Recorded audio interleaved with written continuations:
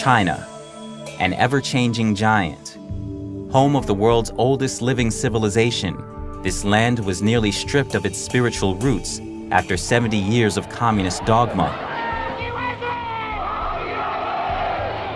After the disastrous Cultural Revolution, the Chinese Communist Party, or CCP, pretended to reform itself so it could attract foreign investment.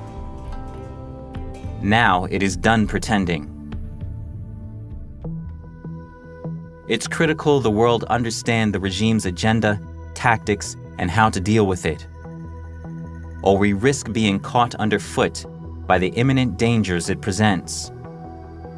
The coronavirus outbreak is the latest wake-up call. Originating in China, the virus got out of control because the CCP hid it and lied about it. One of the first Chinese doctors who tried to warn the world about a new coronavirus died on Friday from the illness. He and 7 others were reprimanded by Wuhan police last month for spreading illegal and false information about the coronavirus. For the regime, censoring information to maintain tight control is far more important than saving lives. This obsession with power has thrown the whole world into crisis. European Commission President Ursula von der Leyen confirmed on Tuesday that the EU would be closing off its external borders to curb the spread of coronavirus. The death toll from the coronavirus in Italy on Thursday overtook that of China, where the virus first emerged, making Italy's outbreak the deadliest in the world and now the epicenter of the pandemic. U.S. health experts fear the country is on a similar trajectory as Italy. Total cases as of this morning in New York City, 21,873. Criticism is growing over China's handling of the CCP virus outbreak. And if people would have known about it, it could have been stopped in place. It could have been stopped right where it came from, China.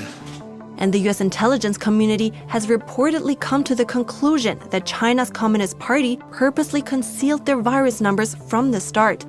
U.S. Senator Ben Sasse, a member of the Senate Select Committee on Intelligence, put it plainly, quote, "The Chinese Communist Party has lied, is lying, and will continue to lie about coronavirus to protect the regime." Can something worse happen? Maybe. What if it is not a pandemic that may eventually pass, but a fatal threat to our security, freedom, and way of life? To learn about the CCP's method of rule, let's look at the experience of Hong Kong, one of the world's great cities.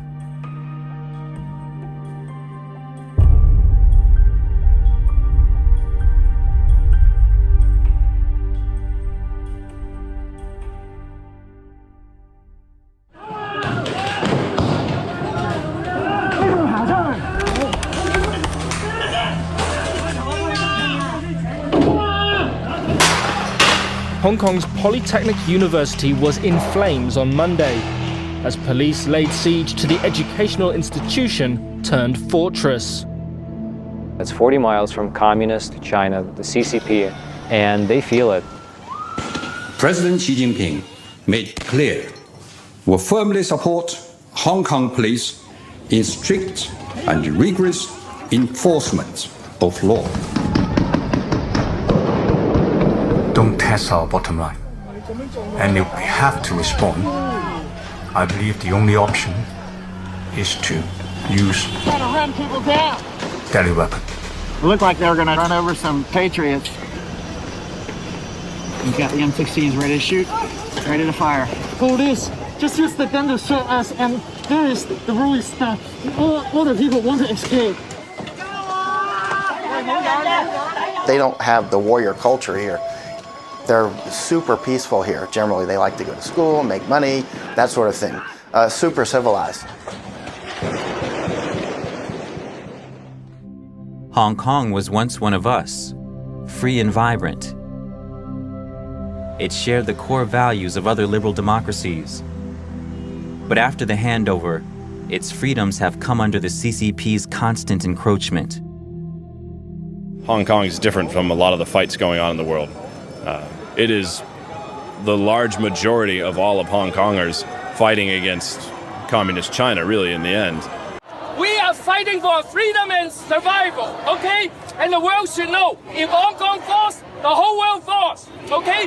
Because the Chinese Communist Party is the existential risk of humanity, period. The CCP wants to remake Hong Kong in its own image, and its appetite is not limited to that.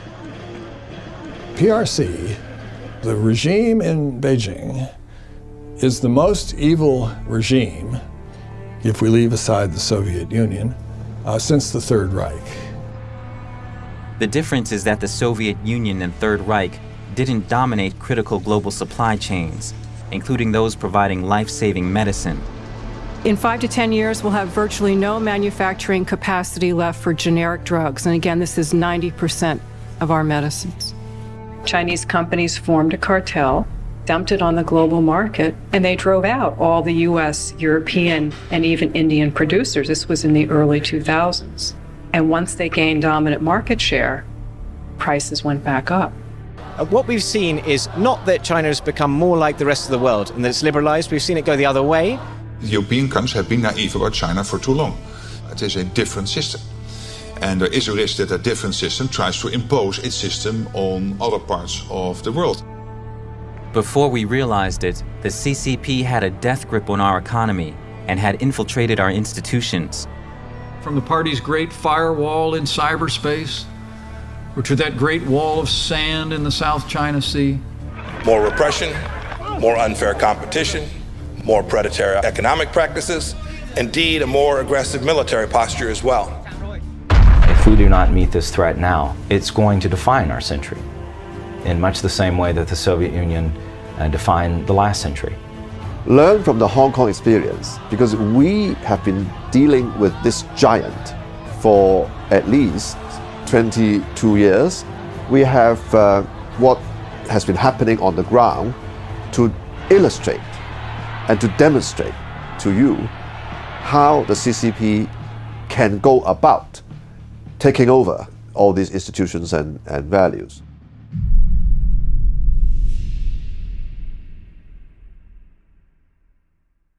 In 1984, the CCP made a promise to the world. One country, two systems. Hong Kong people ruling Hong Kong. In 1984 or before that, during the Sino-British Joint Declaration, most people were really afraid of the Chinese Communist Party. And then the strong man Deng Xiaoping, he understood that. He said, yes, Hong Kong will be handed back to China in 1997. But don't be scared, because the communists are not going to come and run Hong Kong. Why? Because you will have one country, two systems. One for the mainland, one for Hong Kong. So you will have your capitalist system, your freedoms, your rule of law, your personal safety for 50 years after 1997 until 2047. 就说50年不变了，50年之后更没变的道理。对。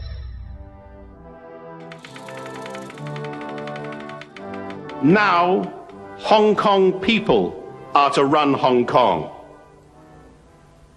That is the promise, and that is the unshakable destiny.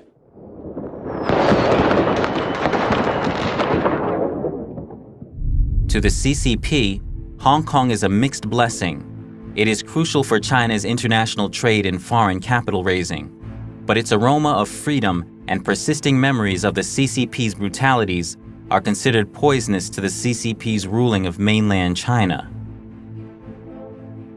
In 2003, 6 years after the handover, Beijing tried to pass Article 23, an anti-sedition law, in Hong Kong. It would let the party arrest commemorators, as well as free thinkers, people of faith, and political activists, all in the name of national security. Well, I think the Chinese government feels that they really need to come in and have very tight control. So, I mean, they have for decades, even before 1997, infiltrated Hong Kong. Their party members have infiltrated the government, the universities, business, and professionals. In 2012, the regime tried to implement a national education curriculum that glorifies the party and teaches its version of history. 現在國民教育最大嘅被批評嘅地方就係洗腦。因為國民教育科係中國定出嚟嘅歷史，唔係真正嘅歷史。The regime intensified media controls in Hong Kong in 2013 and 2014. Journalists were stabbed and beaten by triads linked to the regime. Vandalism, physical attacks, and financial interference became common. The basic law promises press freedom, but in reality, it is being significantly compromised. Interviews were barred, finished pages were removed, photos were added, columnists were sacked. This is the worst time. I think most of mainstream media are self-regulated and self-censorship. We also see that the Hong Kong media has been either bought up or controlled by the Chinese capital. In August 2014, Beijing laid down strict limits on promised voting reforms in Hong Kong. All candidates would be approved by the regime. For Hong Kongers, it meant the death of their democratic dream. What we want is the right to elect our leaders so that our leaders have a genuine mandate to govern Hong Kong. This will improve governance. We also want to see Hong Kong people having a genuine choice in electing their leaders and no screening mechanism. Beijing is reneging upon promises made in 1997 and also promises made to Britain that Hong Kong can retain a high degree of autonomy. It's been a month since pro-democracy protests erupted in Hong Kong, and these umbrellas have become a symbol of the movement. In November 2016, China's top legislature interfered in an ongoing politically charged court case by issuing an interpretation of Hong Kong's basic law. This led to the disqualification of 2 elected members of Hong Kong's Legislative Council.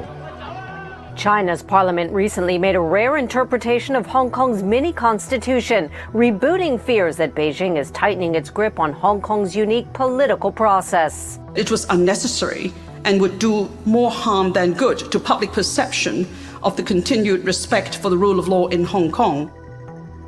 In a stunning move, on the eve of the 20th anniversary of the handover of Hong Kong, the Chinese regime betrayed the pledge that Hong Kong's return was founded upon.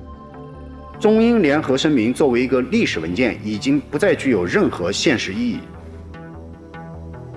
对中国中央政府对香港特区的管理也不具备任何约束力。英方对回归后的香港没有主权、没有治权，也没有监督权。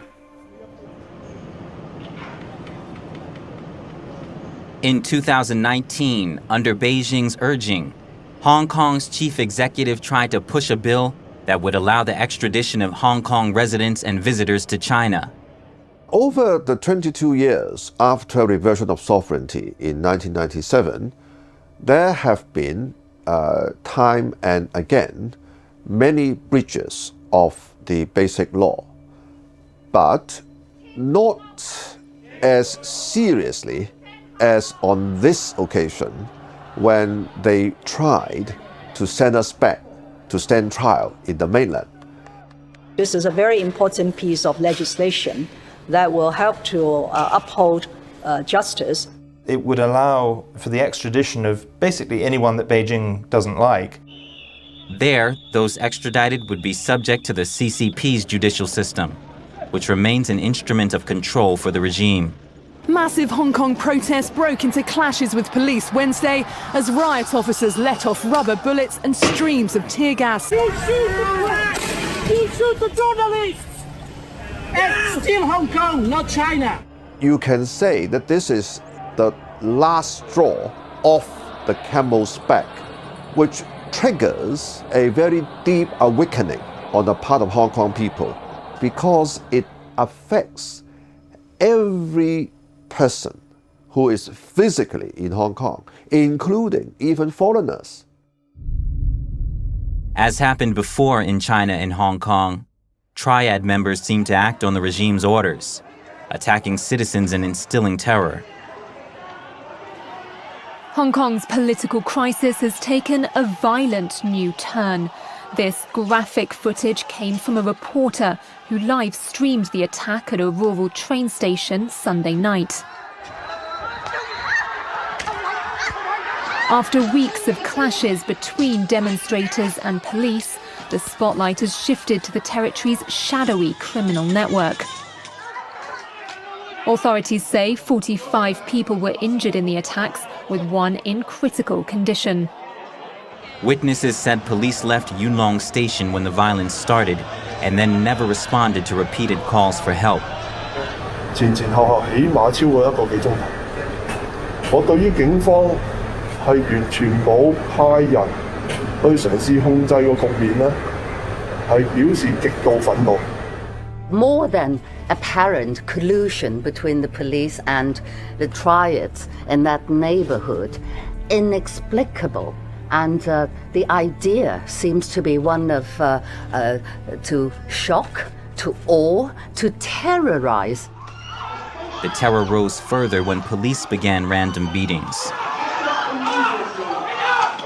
我見到嘅係有警察嚟嗰一下，每個人都好驚警察，竟然係點解佢哋嚟咗往中環呢個車卡去襲擊我哋？然後佢係冇行過嚟問你係邊個啊，都冇做過任何佢去詢問嘅過程，佢就係拎住佢支棍，拎住胡椒噴霧打人、襲擊人、噴人。一班應該要保護緊香港市民嘅人，最後令到香港市民受傷嘅人，點解會係一啲要保護我哋嘅人去令到我哋受傷呢？香港嘅警察咧係採取咗一個新嘅方法，所謂止暴制亂，就係咩咧？叫做震懾效應。震懾效應係咩咧？佢唔介意俾傳媒影到佢哋呢啲過分極端嘅鎮暴手法，佢調翻轉佢係要你影到添，然後同時通過呢啲嘅社交媒體啊或者電視台嘅畫面嘅傳播咧，係震懾咗大家唔出嚟，特別係針對咧越後生嘅所採取嘅手法越極端。其實而家直接指揮緊香港警察嘅應該唔係林鄭月娥，咁我相信就係呢個所謂政法委啦、國安公安嘅系統指揮緊香港警察，所以先至會咧係用一種更暴力、更兇狠嘅方式去鎮壓呢個香港嘅示威。One protester was shot by an officer at close range, leaving him bleeding and howling on the ground. Police in Hong Kong opened fire on anti-government protesters Monday morning. Local media report at least one person was hit. Video footage showed a protester lying in a pool of blood, his eyes wide open. This week was the first time officers used force on campus grounds. For hours, they fired a barrage of tear gas, rubber bullets, and water cannon. On university campuses across Hong Kong, thousands of students dug in on Thursday. Surrounded by piles of food, bricks, petrol bombs and other homemade weapons, they're waiting for what happens next amid the city's escalating violence. Clashes between Hong Kong police and protesters have continued to escalate over the weekend. The city's Polytechnic University has now become the epicenter. Hundreds of protesters are still holed up at the Polytechnic University in Hong Kong after an intense two-day confrontation with police. Arrests have been made throughout the day as anyone who tried to leave the university was either pushed back by tear gas or arrested immediately.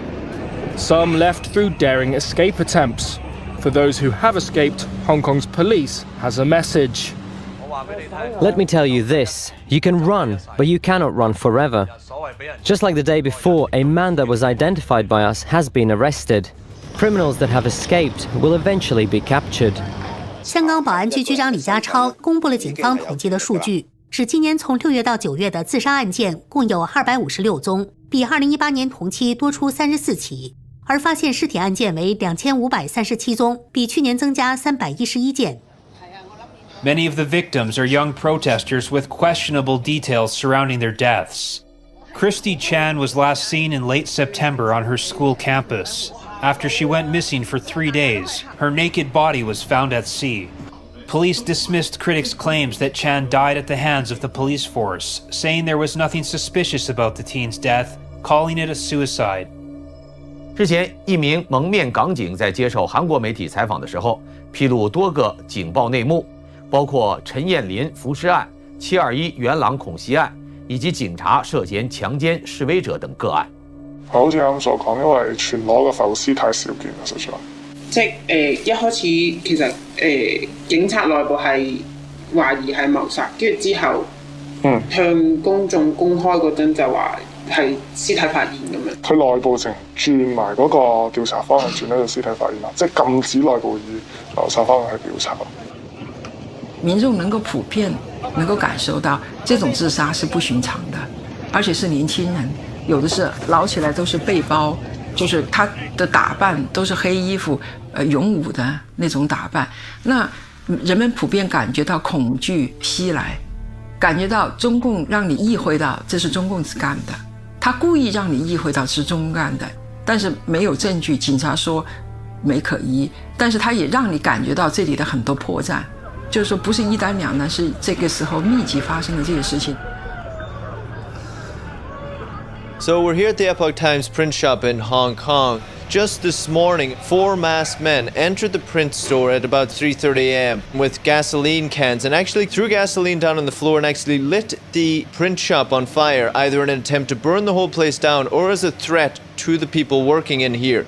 The Epoch Times is one of the only Chinese language papers and papers around the world who report very accurately with an in-depth knowledge of the Chinese Communist Party. 公鸡印刷厂那一天呢，11月19号也是大举然发表九评共产党社论的15周年的日子。大举然的九评共产党社论呢，触发了中国大陆的一场精神运动，就是退党潮。现在目前超过3亿的民众，中国民众用化名的方式退出中国共产党的这个相关组织。那中國共產黨對大紀元的這種恐懼和這種憎恨啊，就不言而喻了，都看得到。我哋可能5年前雨傘運動嗰時仲會講緊話冇激嬲共產黨咁樣，但係其實經過5年之後，當香港人發現其實呢一切嘢嘅幕後黑手係中國共產黨嘅時候，香港人已經好勇敢，可以企出嚟話，我哋依家就係要面對共產黨，要面對中共呢一個政權。咁我諗呢個已經唔單單只係某部分抗爭者嘅民意。而係大部分香港人嘅覺醒。有冇諗過今日去？我冇驚過，出得嚟行就預咗呢啲嘢。冇，但係我同我啲 friend 講咗話，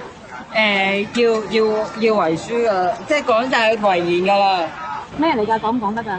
講得啊！即係總之，如果我真係有咩三長兩短嘅，咪為見到我嘅浮屍啊乜嘢嘅。攞去器官捐贈咯，捐下啲有需要嘅人咯。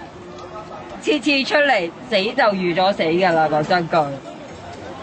但係不過冇辦法啦，為香港一定要贏㗎呢場仗。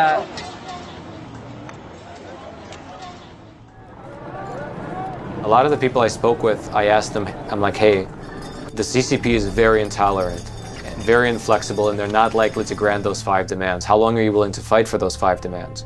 And almost everyone I asked to, dozens of people, they said one of 2 things: until I die or until they're met. 香港人能夠咁不怕死，走在世界嘅前線對抗嗰個極權，係因為我哋唔係中國人咁樣喜歡做奴隸，我哋唔做奴隸，我哋就係講俾政權聽，我哋係唔會屈服嘅，我哋係站喺個前線咧，係對抗呢個龐大嘅鎮壓共產機器。我哋係無路可逃，我哋諗住死，我哋不如就繼續抗爭落去。民不畏死，奈何以懼之？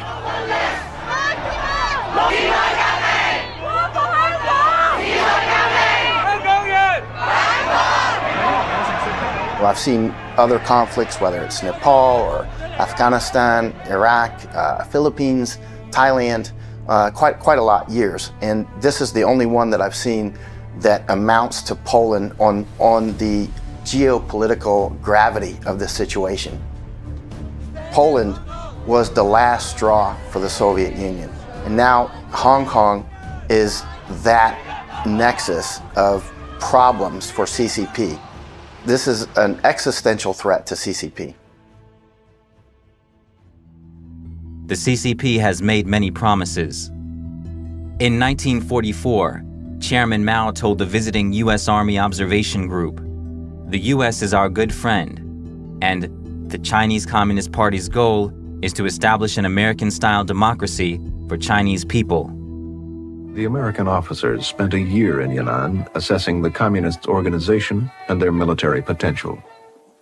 With full U.S. government approval, the Americans instructed the communists on strategy and weaponry. I think at the time that they were a democratic force, that they were a popular force, and they had a popular support. 5 years later, the CCP ruled China. Soon, Chinese soldiers were fighting U.S. soldiers in Korea and Vietnam, where over 95,000 U.S. soldiers lost their lives. Chinese people suffered far worse. Since the CCP took power, 80 million people have died from its policies and political campaigns.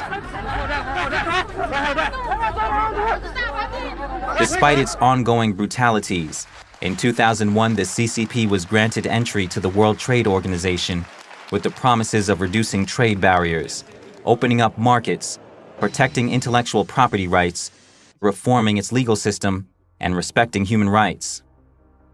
A decade later, the U.S. Congress examined the CCP's compliance with its promises. Judging by the expressions of the past 10 years, I think the answer to the first question, whether China has and will keep its promises, is sadly no. Not only did WTO not bring freedom and democracy to China, it so certainly didn't bring fair trade either.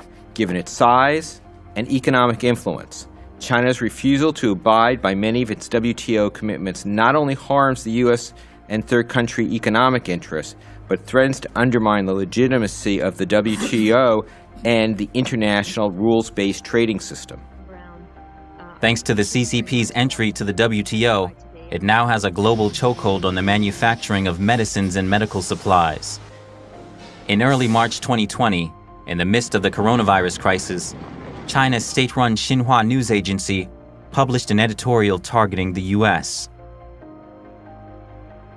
Is the Chinese regime preparing to blackmail the U.S. over pharmaceuticals? The Communist Party is hinting it could withhold face masks and medical supplies from the U.S. as a form of leverage on other issues. The coronavirus pandemic is highlighting America's deep dependence on China for medical supplies.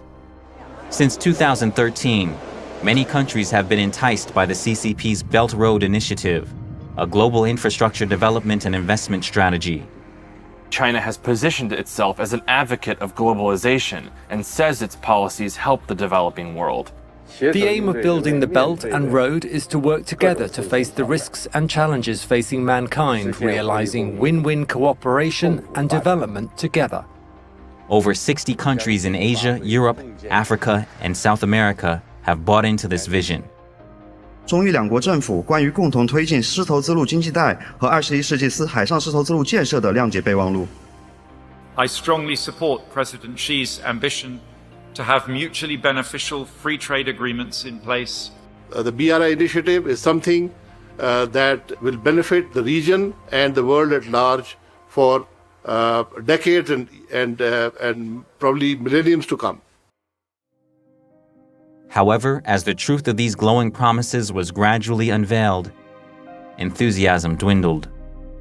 Die Forderungen der Europäischen Unionsländer, solche Stichworte wie freien Handel, Level Playing Field, gleiche Bedingungen aufzunehmen, dass diesen Forderungen nicht nachgekommen wurde. Critics of Belt and Road say it traps some poor countries with debt that could put their sovereignty at risk. These Chinese institutions are lending to countries often with very opaque agreements that no one knows the terms of until there's a bankruptcy or a failure to deliver, to pay back the terms of the loans, often with corruption taking place and outright bribery of local officials for projects of dubious merit that don't use local workers or local materials, but really are almost at the exclusive advantage of Chinese lending institutions, Chinese industrial overcapacity, Chinese labor access, with ultimate Chinese political control strategies and objectives over many parts of the world. Do not accept foreign debt that could compromise your sovereignty. Protect your interests, preserve your independence, and just like America, always put your country first. With its growing clout, the CCP has bared its claws.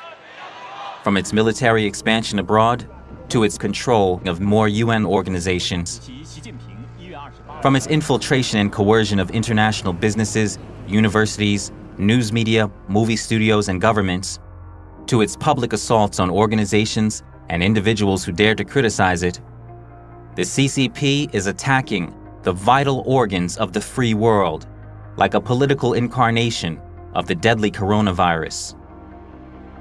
They're using our institutions and our norms and our values against us in ways that we hadn't necessarily envisioned towards their own authoritarian agenda. This is part of a persistent effort by Beijing to rework the international order to its advantage.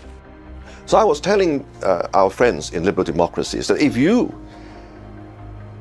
do not try to rectify this now, given, say, a decade more, you will find yourself to be completely helpless and you will be at CCP's mercy. If you do not act now, what Hong Kong experienced and went through in the freedom movement during the last 6 months could easily be your fate in the future. So it is, to put it shortly, today's Hong Kong can be the world's tomorrow if you do not act now.